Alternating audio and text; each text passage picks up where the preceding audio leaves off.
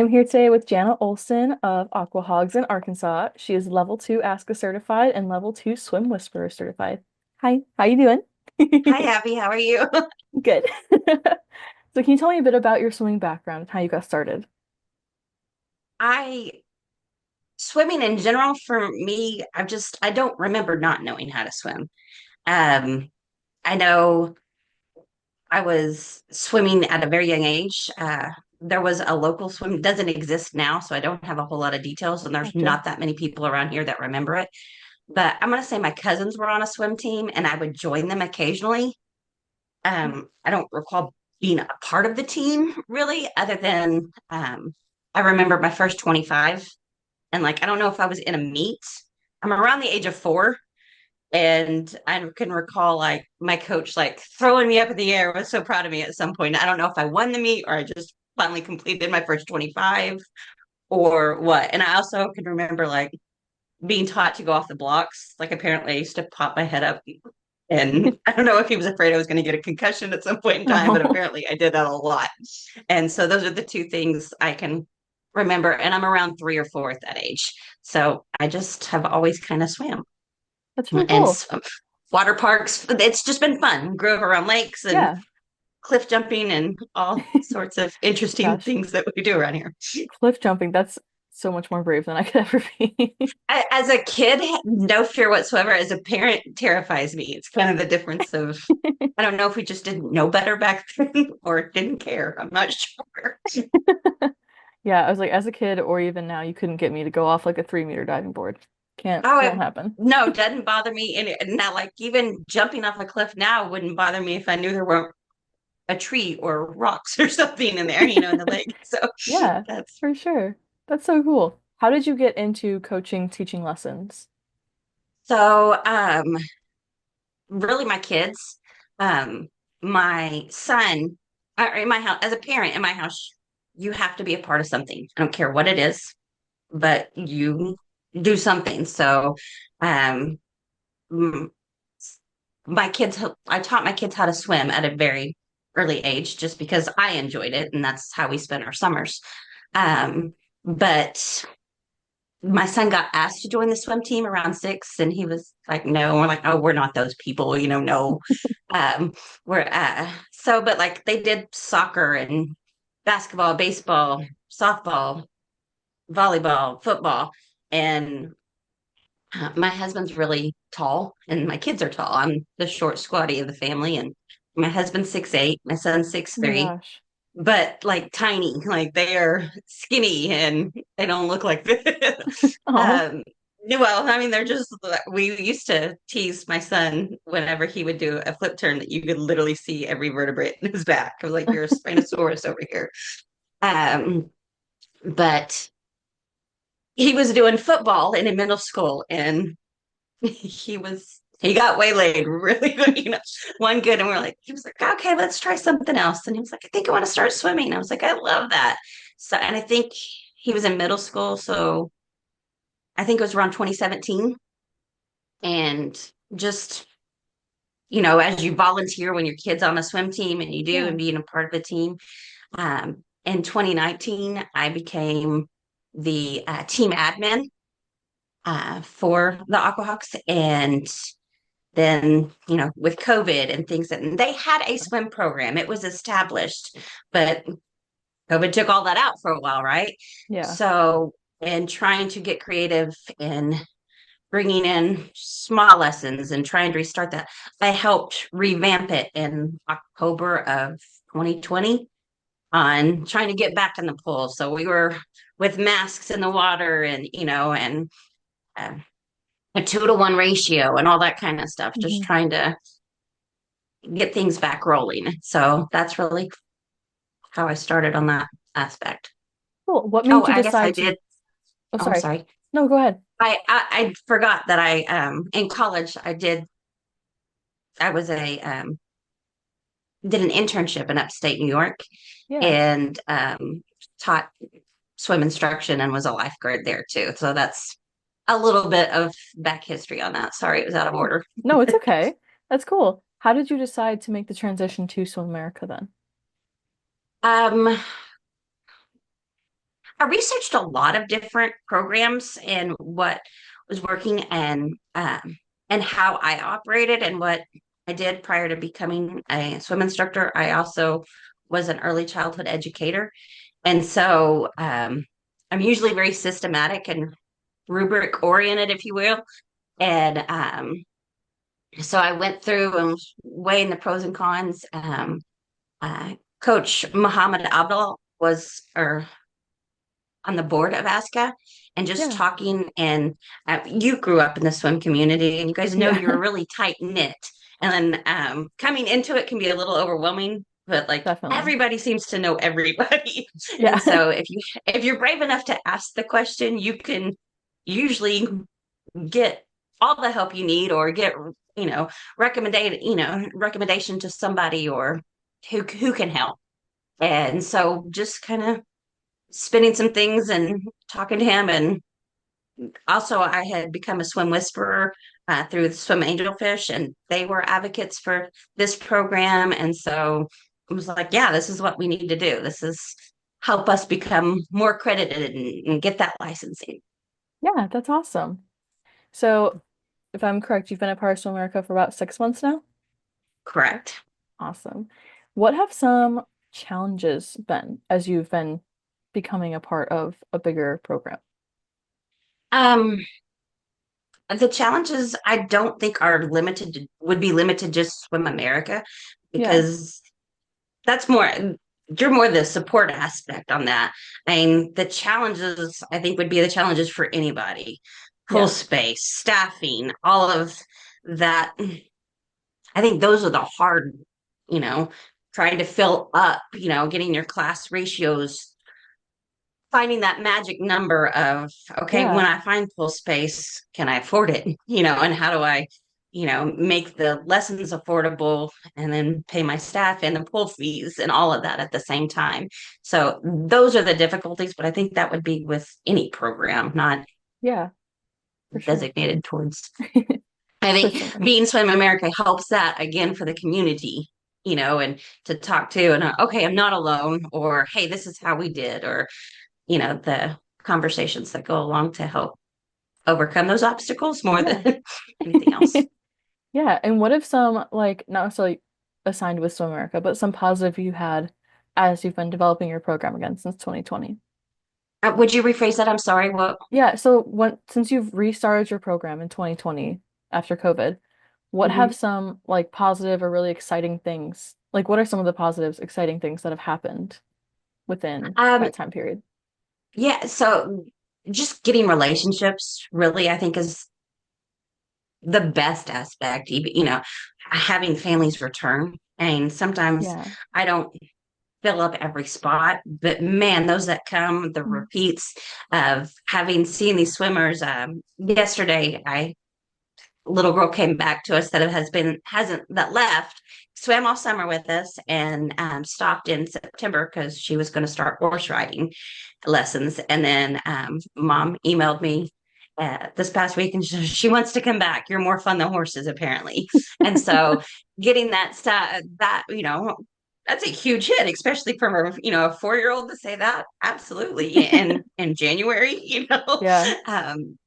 those are, I think that's a huge compliment in learning that. So those family relationships and learning those and seeing those improvements because, this was the little girl that was not getting in the water, and all Yeah. that kind of stuff. Then other relationships with like in the community. I'm working on one having to get out of my comfort zone a little bit, kind of an introvert. So while this interview is a little hard to go, I like my little box of familiarity. I think everybody does to some extent. But going out in the community and getting to know, you know, the Elks Lodge that I live at has a pool. So we're working with them and becoming, they're huge children advocates for, especially Yeah. water safety. They have two pools at their facility. So that's something that they are working. I got to do lessons and get pool space with them before they open to their members. So it's, limited hours But this summer that was a huge, I mean, I've been trying to get in Yeah. there for years to do it. So it was an awesome experience on that. Where year round we work out of a pool. It's the Jones Center for Families in Springdale, and it's a community open to everybody, but that means pool space has to be shared with everybody. So that's Yeah. limited too on trying to find, lap swim, free swim, all of those kind of things. But again, I think that's probably with everybody, and just trying to learn, grow, and go, I guess is how I Yeah. always try to phrase it, and then start that process over again. Learn more, do better. Yeah. I like that a lot. So at the Hmm. Jones Center, do they have lap swim, free swim open while you run lessons? So lap swim, yes. Free swim, usually not. Kind of in the summertime, yes, they overlap. So something's constantly, multiple things were going. So yesterday afternoon, I taught from about 3:30 until 6:30 last night. And high school swim was using the lap pool. Aqua Hogs was doing team training, open, a few lanes for open, and they have a leisure pool too. So most of my lessons are in the leisure pool area that is closed at that point in time for open swim. Because I've rented that space, and then I Yeah. rent one lane for my more advanced swimmers to get those 25s and stuff like that. Yeah, that's awesome. How do you, if there's a lot of distractions happening in the pool, how Oh do you yeah. encourage your instructors to like keep the attention of their swimmers? Like how do you keep them from being distracted? I think the smaller ratios always help that. And I really don't have that as an issue for the most, That's good. for the older kid. The noise distraction and other things going on really is not an issue. I'm Hmm. just, pools are loud, especially an Yeah. indoor pool. There's just constant noise. There's usually music going in the background too.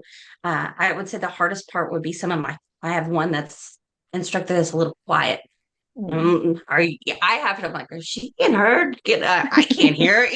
I'm like, okay, they're doing, so that's something. Yeah. And I just float around a lot, checking on them, making sure they need anything, um, checking on the instructors, and then also checking on the kids too, having fun or doing, sometimes it would be as simple as yesterday, one of the coaches and one of the more advanced levels was phrasing something, and I was like, "Oh, have them repeat it to you. Make sure they heard you before sending them and stuff like that to see if Yeah. that's No, it's a making great, sure the message is received." I guess. yeah. No, it's a great little trick. Like, do you have any other tricks that you like to have your instructors use when they're teaching? Uh, I don't know that there's tricks to it on, I wouldn't even call that one. So I don't know off the top of my head on how to answer that. Yeah. I guess just with if you see it and if it, because there's sometimes like, oh, should I go say something? Should I go? And even another part yesterday, I walked over because I thought I had, most of my instructors are high school or college Hmm. students that have either former swimmers or current swimmers. And, sometimes a strong-willed 3-year-old can put them in their place at a, Yeah.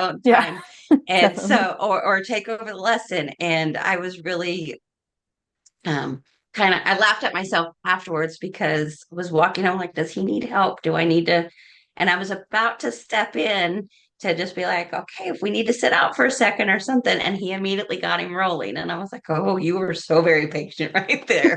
That was nice to see because I'm Yeah. like, I was afraid the 3-year-old was getting ready to lead that instruction, Yeah. but you able to manage it around. He was like, oh no, that was good. And got him in. But, just getting those first few steps in the water when they're, when it's cold out and it's Yeah. it's hard and it's harder when you're 3 and when you're a Definitely. determined 3-year-old of I don't know if I'm going in there. And I didn't want that one child to keep the other kids or have the other kids join the other child. And Yeah. so that's something on just I don't know if I really answered your question on that, No, to be you quite did. honest, but No, that's good because a lot of times I feel like people can get worried that, oh, I need to go step in and help them right away. But instructors are super capable of doing what they need oh to yeah. when they have experience, like when they have the experience. If they're brand new, like, Mhm. yeah, of course, go help Oh, them. absolutely. But yeah, Yeah. no, it's And that's something that with the online training and the in water training afterwards really does help them. And I think gives them the confidence of, yeah, I got this. Yeah. I do also, I rotate my instructors. Like I don't want them getting bored Hmm. or complacent. I don't want them teaching the same thing or thinking, hey, I teach station one. I teach just the, Yeah. so we rotate. And I've combined several of Swim America stations. So like my level one class is stations 1 through 3. Hmm. And, but more advanced is my level 4 class. And I don't want them thinking, oh, I'm always over here doing 25s. And I'm like, nope, no, the next 30 minutes you're over here with level one. Yeah. And I think that can make a hard day. Like if you're always with the level one preschool Yeah. kids, that can be a great rewarding day, or sometimes that can be hard, so Yeah. making sure that that gets broken up. But I also find that after they do it for a little while, they get unsure of themselves, like, oh, I haven't taught level 3 in a while. Hmm. But you can, and you know it, Yeah. and getting back in there where they don't hopefully lose that Yeah. confidence. Yeah. And then No, I so like and that. then really, well, and then they're going to phrase it differently than I am. Yeah. And that's okay. And I want to make their lessons their own because I want them to be comfortable.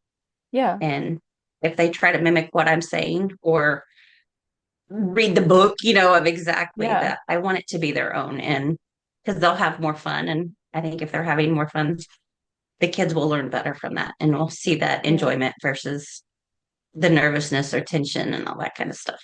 Yeah. It's if it's more natural, it's easier for them to enjoy what they're doing. Right. Absolutely. Yeah. And that confidence is going to show. Yeah. Awesome. I want to switch gears a little bit to something we've kind of talked about a little bit. In a previous program director meeting, you had mentioned that about 50% of the population in your area is underneath the poverty level. So how do you navigate that while still trying to serve your entire community? It's really interesting in saying that because you wouldn't feel it in this area. I Mhm. don't, at least. Like if you were to come visit, I think those numbers would astound you. Or at least they did me when I really kind of put it in the and so sadly in August there was a little boy that drowned, 5 years old, right across from where my daughter went to elementary school. There's an apartment Oh, complex, and I don't know any of the details other than what I just told you, but it hurt my heart so bad.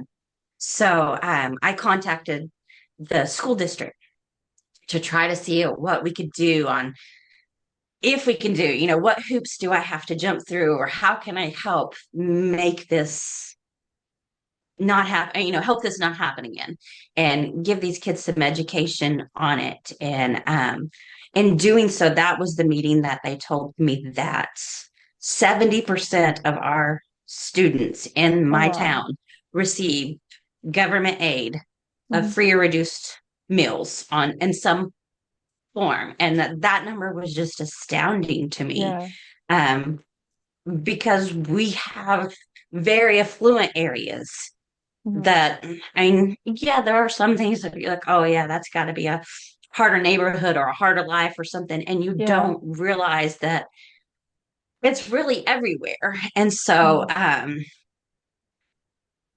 still working on trying to make that a reality and some possibility of pilot programs.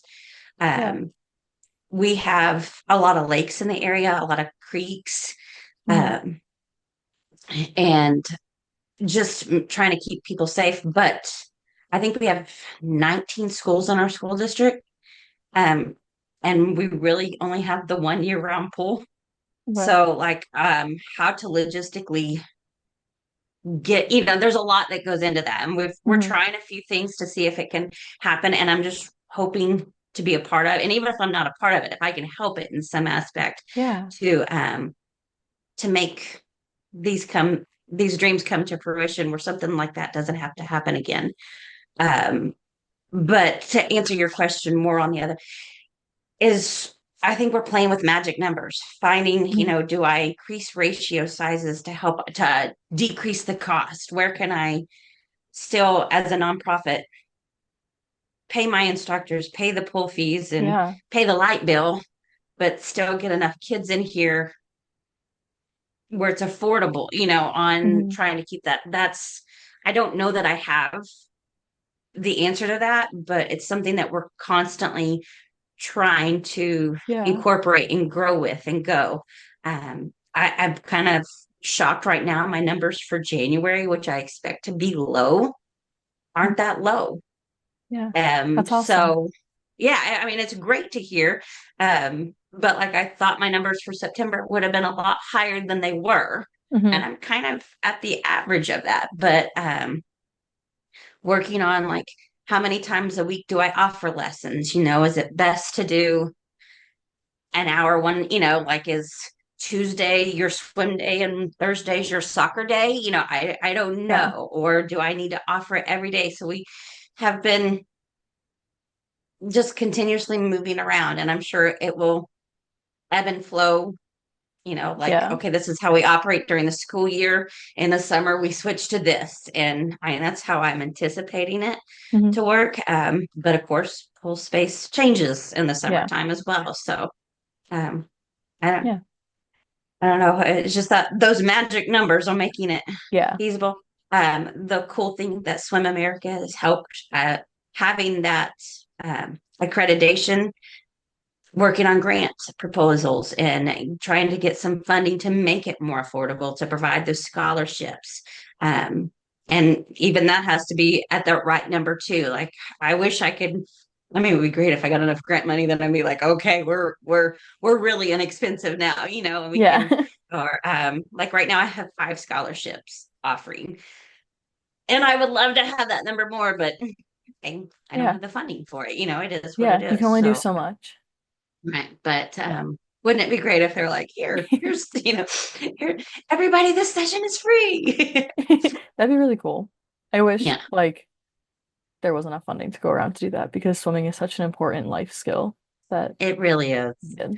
I mean, it's fun, but it's the life skill that goes around it.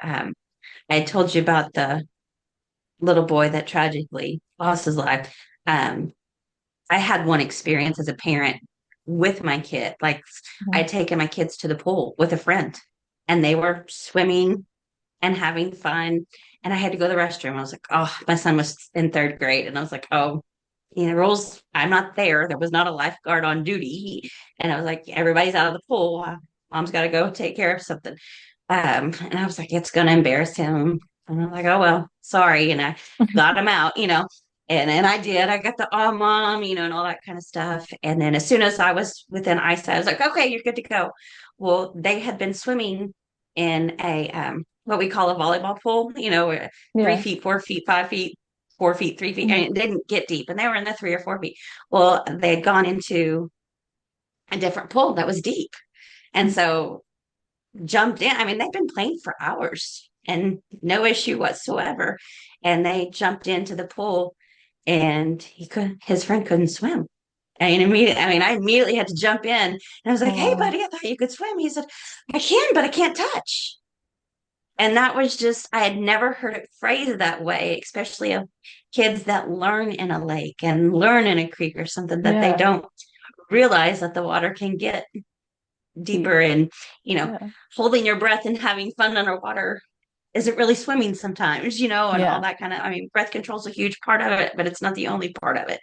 Mhm. And that was a huge reality situation. And I know my son at first was so mad at me for making him get out of the pool. He was like, oh, thank goodness, mom. I'm like, yeah, thank goodness, Yeah.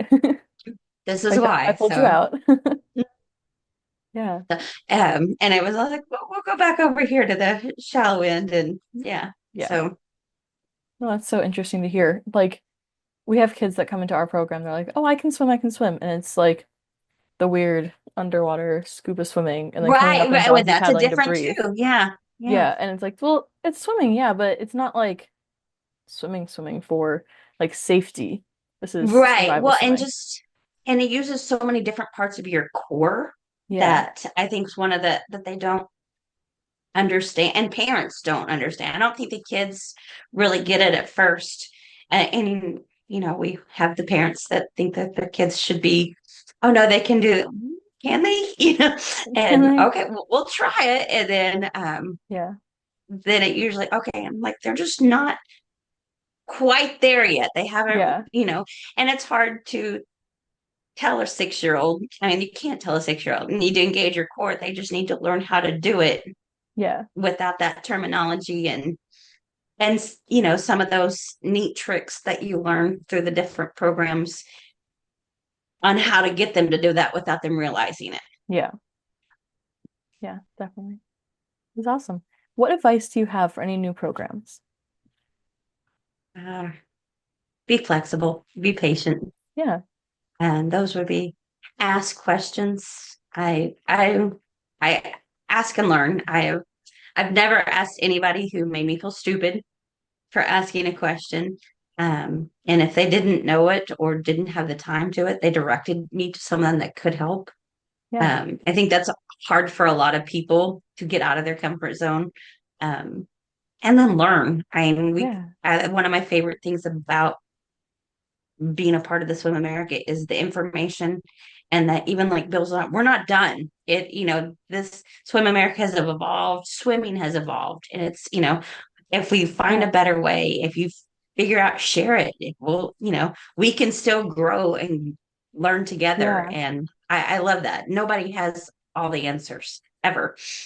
Yeah. So That's awesome. Well, thank you for joining. thank you, Abby.